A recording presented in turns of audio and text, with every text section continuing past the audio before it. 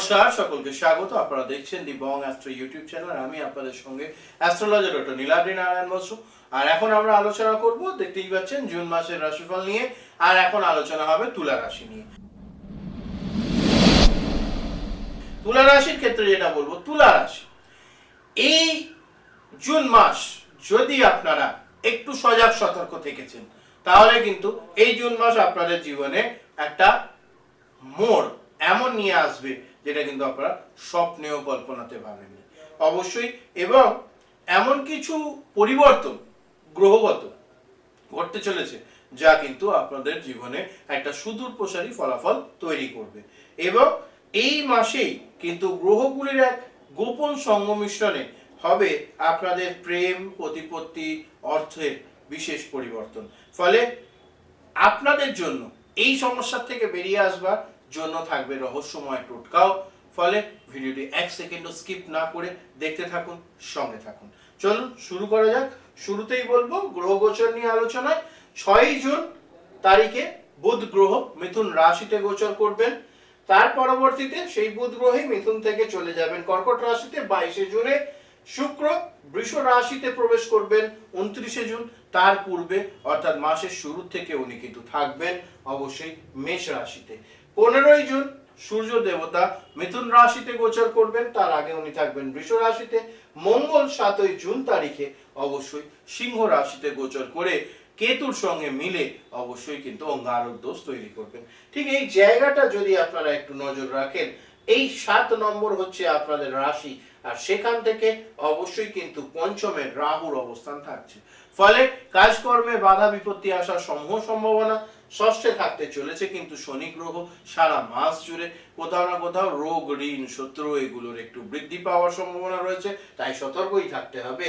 অবশ্যই মাসের শুরুতে সপ্তমে থাকছে শুক্র গ্রহ। তার পরবর্তীতে কিন্তু অবশ্যই অষ্টমে চলে যাবে। মাসের শুরুতে সম্পর্ক, রিলেশনশিপ, রোম্যান্স এগুলো বৃদ্ধি পাওয়ার একটা যোগ রয়েছে। পরবর্তীতে কিন্তু আবার ঠিক ঘটবে তার উল্টোটা। পাশাপাশি যেটা দেখতে পাচ্ছি সেটা হচ্ছে অষ্টমে সূর্যের অবস্থান মাসের শুরুতে, যেটা আপনাদের জন্য কিছু ক্ষেত্রে চোখের সমস্যা এবং ঊর্ধ্বতন কর্তৃপক্ষের সঙ্গে ঝগড়া অশান্তি ডেকে নিয়ে আসবে। মাসের শেষের দিকে অর্থাৎ 15 জুনের পরবর্তী সময় একটু ভালো ফলাফল পাবেন। এখানে একটি রাজযোগ তৈরি হচ্ছে আপনাদের রাশি থেকে ঠিক নবমে।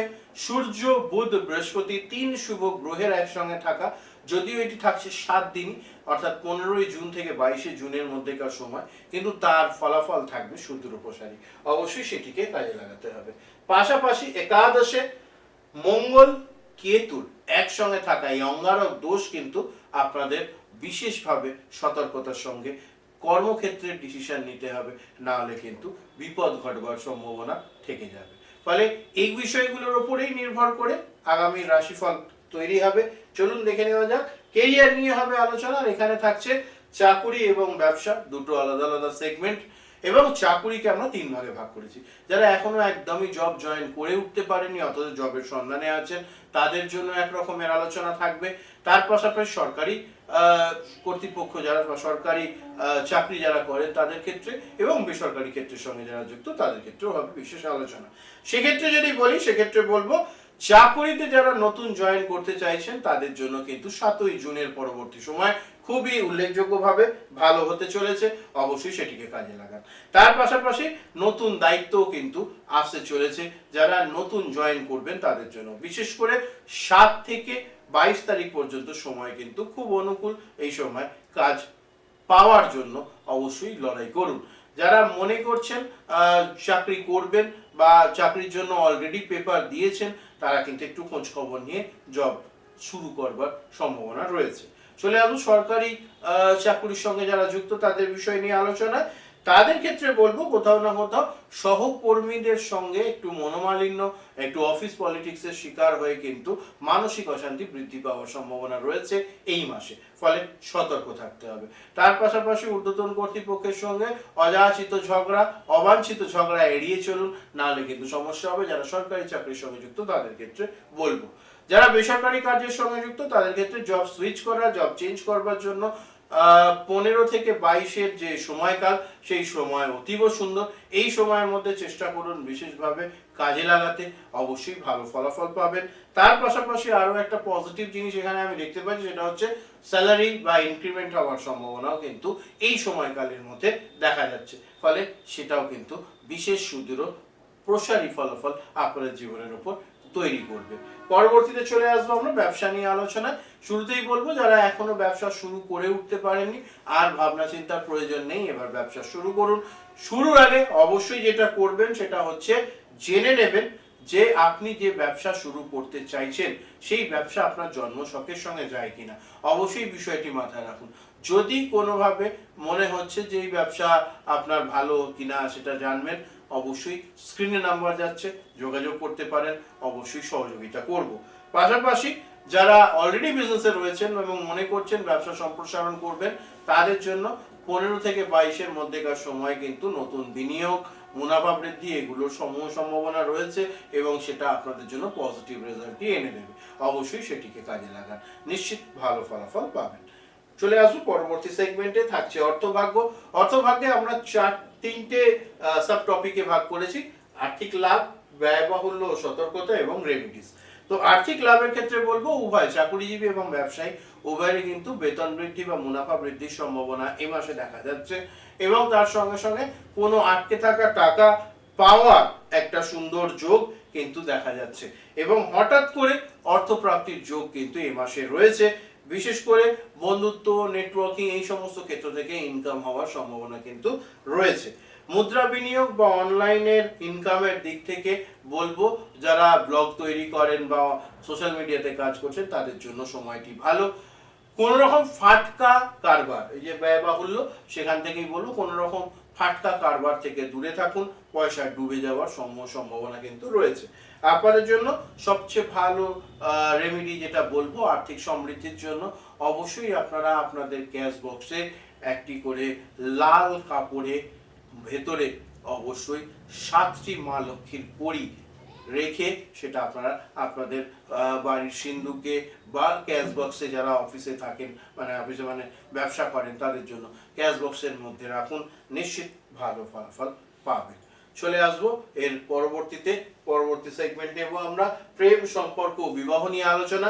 প্রেম, সম্পর্ক, বিবাহের ক্ষেত্রে আমরা এটাকে 4টে সাব টপিকে ভাগ করেছি: সিঙ্গেলদের জন্য, প্রেমিক প্রেমিকাদের জন্য, বিবাহিতদের জন্য এবং বিশেষ টিপস।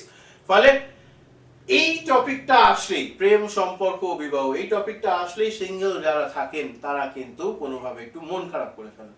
তাদের কথা ভেবেই এই টপিকে আপনাদেরকে আগে রেখেছি।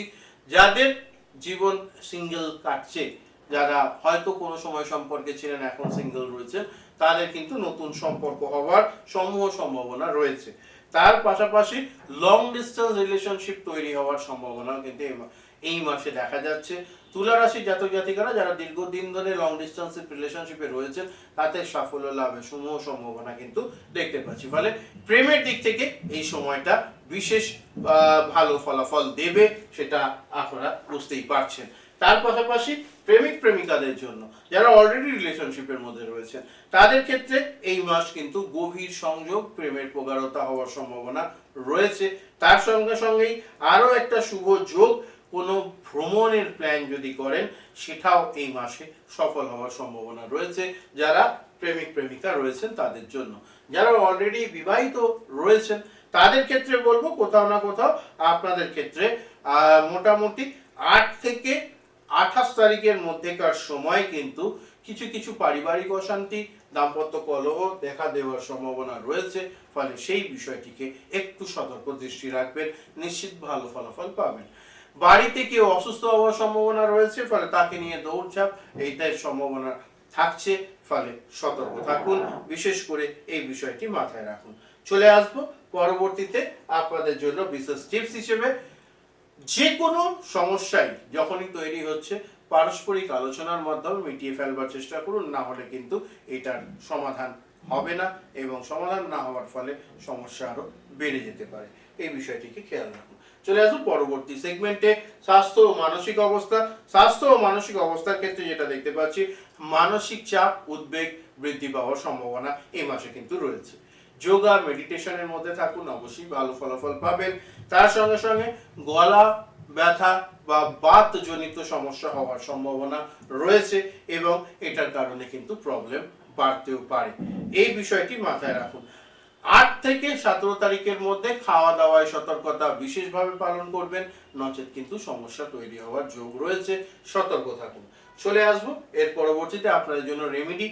প্রত্যেকদিন রাতে তামার ঘটিতে বা তামার গ্লাসে জল ভরে শুতে যান, পরের দিন সকালে উঠে সেই জল খেয়ে নিন, রেগুলার বেসিস এটি করতে থাকুন, অবশ্যই ভালো ফলাফল পাবেন। চলে আসবো পরবর্তী সেগমেন্টে, আমরা পড়াশোনা নিয়ে হবে আলোচনা। এখানে আমরা 4টে সাব টপিক রেখেছি। স্কুল কলেজের ছাত্রদের জন্য পরীক্ষা ও ফলাফল, উচ্চশিক্ষা ও বিদেশ পড়াশোনা যারা যেতে চাইছেন, যারা রিসার্চ ওয়ার্কের সঙ্গে যুক্ত তাদের ক্ষেত্রেও, এবং রেমেডি। তো সেক্ষেত্রে বলবো কোথাও না কোথাও শিক্ষার্থীদের ক্ষেত্রে কিন্তু পরীক্ষার ফলাফল আশানুরূপ হতে চলেছে। স্কুল কলেজের পড়াশোনার সঙ্গে যারা যুক্ত তারা বলবো মানসিকভাবে আরো প্রস্তুতি নিন, আরো ভালো করে একাগ্রতার সঙ্গে পড়াশোনা করুন, রেজাল্ট কিন্তু অনুকূলে আসার সম্ভাবনাই বেশি। এটা খুব ভালো একটি যোগ। নতুন কোনো কোর্সে ভর্তি, স্কলারশিপ প্রাপ্তি বা ভিসা, বিদেশে পড়তে যাওয়ার ভিসা কিন্তু কনফার্ম হওয়ার সম্ভাবনা রয়েছে। কম্পিটিটিভ এক্সামের জন্য যারা প্রস্তুতি নিচ্ছেন তাদের ক্ষেত্রে কিন্তু অবশ্যই যেটা দেখতে পাচ্ছি কোথাও না কোথাও এটা পজিটিভ দিকেই যাবে, এবং 15 থেকে 22-এর মধ্যে যদি সেই রকম কিছু ঘটে অবশ্যই সফলতার ম্যাক্সিমাম সুযোগ কিন্তু তৈরি হচ্ছে। চলে আসবো এরপর আপনাদের জন্য উচ্চশিক্ষা ও বিদেশে পড়াশোনার ক্ষেত্রে ভিসা কনফার্ম হতে পারে, আপনার স্কলারশিপ গ্র্যান্ট হতে পারে, অবশ্যই সুযোগগুলো রয়েছে। তার সঙ্গে সঙ্গে যারা রিসার্চ ওয়ার্কের সঙ্গে যুক্ত তাদের কিন্তু সফলতার সম্ভাবনা এই মাসে পরিষ্কার দেখা যাচ্ছে।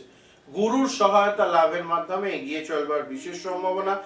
12 থেকে 27 তারিখের মধ্যে অবশ্যই কিছু ভালো খবর আপনারা এক্সপেক্ট করতেই পারেন। আপনাদের জন্য বিশেষ রেমেডি হিসেবে যেটা বলবো, দুস্থ বাচ্চাদের বই, খাতা, পেন এগুলো বুধবার দিন কিনে দেওয়ার চেষ্টা করুন, নিশ্চিত ভালো ফলাফল পাবেন। চলে আসবো পরবর্তী সেগমেন্ট নিয়ে আলোচনায়। পরবর্তী সেগমেন্টে থাকছে কিছু গুরুত্বপূর্ণ তারিখ এবং সাবধানতা, এবং এইখানেই কিন্তু আপনাদেরকে একটু বিশেষভাবে খেয়াল রাখতে হবে। শুভ দিন হিসেবে যেটা দেখতে পাচ্ছি 4, 8, 12, 14, 16 এবং তার সঙ্গে সঙ্গে 21 ও 25 তারিখ হচ্ছে আপনাদের জন্য শুভ দিন। যে দিনগুলো সতর্ক থাকতে হবে সেটি হলো 9 তারিখ, 12 তারিখ এবং তার সঙ্গে সঙ্গে থাকছে 17 তারিখ আর 29 তারিখ। এই দিনগুলোতে বিশেষভাবে সতর্ক থাকবেন। খেয়াল রাখুন যে বিষয়গুলো, সেটা হচ্ছে আপনাদের জন্য বিশেষভাবে কর্মস্থলে হঠাৎ কারোর প্রতিদ্বন্দ্বিতা চিন্তার কারণ হতে পারে, সেই বিষয়টি মাথায় রাখুন। তার পাশাপাশি কোথাও না কোথাও অফিসের ষড়যন্ত্রের শিকার হতে পারেন, সেই ধরনের একটি সমস্যাও দেখতে পাচ্ছি। অনলাইন বা সামাজিক মাধ্যমে বিবাদ সৃষ্টি হতে পারে এবং এক শ্রেণীর মানুষ আপনাদের কিন্তু বদনাম করবার চেষ্টা করবে, সতর্ক থাকুন। এবার চলে আসবো যে বিষয় নিয়ে আলোচনায়, সেটা হচ্ছে এই খেয়াল রাখবার বিষয়টাকেই ভালো করে মাথায় রাখবার প্রয়োজন রয়েছে। চলে আসবো রাশি রেমেডি ও টোটকা নিয়ে। প্রতিদিন সকালে উঠে ওম হ্রিং অর্জমায় নমঃ এই মন্ত্র বারংবার জপ করুন, নিশ্চিত ভালো ফলাফল পাবেন। মন্ত্রটি আরেকবার বলে দিচ্ছি, ওম হ্রিং অর্জমায় নমঃ এই মন্ত্রের বারংবার জপ করুন, নিশ্চিত ভালো ফলাফল পাবেন। প্রতি শুক্রবার মা লক্ষ্মীর পায়ে অবশ্যই সাদা ফুল অর্পণ করুন, ভালো ফলাফল পাবেন। তার পাশাপাশি শুক্রবার দিন আপনারা সাদা মিষ্টি মা দুর্গাকে বা মা লক্ষ্মীকে অর্পণ করুন, অবশ্যই ভালো হবে। এগুলো মেনটেন করুন, নিশ্চিত ভালো ফলাফল পেতে চলেছেন। আপনাদের জন্য একটু গোপন বা বোনাস টিপস হিসেবে বলবো যেটা, সেটা হচ্ছে মঙ্গল ও শনির কোথাও না কোথাও একটুখানি দ্বন্দ্ব যোগের সম্ভাবনা হওয়ার সম্ভাবনা রয়েছে, সেক্ষেত্রে একটু সতর্ক থাকতে হবে, অবশ্যই মাথায় রাখুন। তুলা রাশি জুন মাস 2025 আপনাদের জন্য সামঞ্জস্য, সৌন্দর্য, স্থিতিশীলতা এগুলো অবশ্যই আনবে যদি আপনারা সতর্ক থাকেন। খেয়াল রাখলে অবশ্যই এগিয়ে যেতে পারবেন। সবশেষে থাকছে আপনাদের জন্য সারসংক্ষেপ এবং আপনাদের প্রতি বিশেষ বার্তা। সেখানে বলবো অবশ্যই তুলা রাশি ছিল এই জুন মাসের পূর্ণাঙ্গ রাশিফল। আশা করি আপনাদের ভালো লেগেছে। কর্ম, প্রেম, ধন এবং স্বাস্থ্য সবকিছুতেই কিন্তু মিশ্র ফলাফল পাওয়ার সম্ভাবনা। যদি সতর্ক থাকেন এবং যদি টোটকা ফলো করেন তাহলে অবশ্যই আপনাদের জীবনে এটা কিন্তু নিয়ে আসবে টার্নিং পয়েন্ট। কমেন্টে আপনাদের জন্ম তারিখ এবং সমস্যা লিখুন, আমি আপনাদের পরের ভিডিওতে সমাধান আলাদা করে ব্যক্তিগতভাবে বলে দেব। প্রত্যেকে নিজেদের প্রিয়জনের সঙ্গে এই ভিডিওটি শেয়ার করে দেখার সুযোগ করে দিন। সকলে ভালো থাকুন, সুস্থ থাকুন, চ্যানেল সাবস্ক্রাইব করে সঙ্গে থাকতে ভুলবেন না, কারণ আগামী দিনে আসছে আরো বিস্ময়কর ভবিষ্যৎবাণী। ভালো থাকবেন, সুস্থ থাকবেন, নমস্কার, হর হর মহাদেব।